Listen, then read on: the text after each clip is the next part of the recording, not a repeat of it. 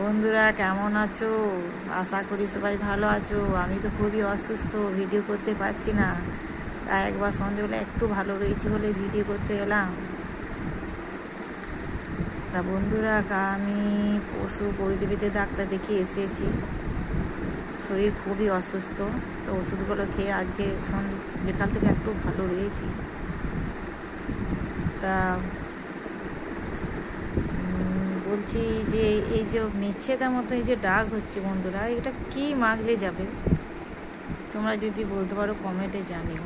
এগুলো আমি মাখছিলাম sunrose sunscreen, ডাক্তারে দিয়েছিল, কিন্তু কই যায়নি। সবই তো রয়েছে এই যে অল্প অল্পটা। আর আমি এইটাকে এই যে এই ক্রিমটা ব্যবহার করতাম, ইয়েটা সিরাম, অ্যারিসের পাপায়া চন্দন গ্লো সিরাম, এটা ব্যবহার করতাম। কিন্তু ছেলে আবার এগুলো কাল অর্ডার দিয়ে এনেছে। এই যে dots care cream, face wash আর সানস্ক্রিন, এটা এনেছে। দেখা যাক এটা নিতে যদি ঠিক থাকি।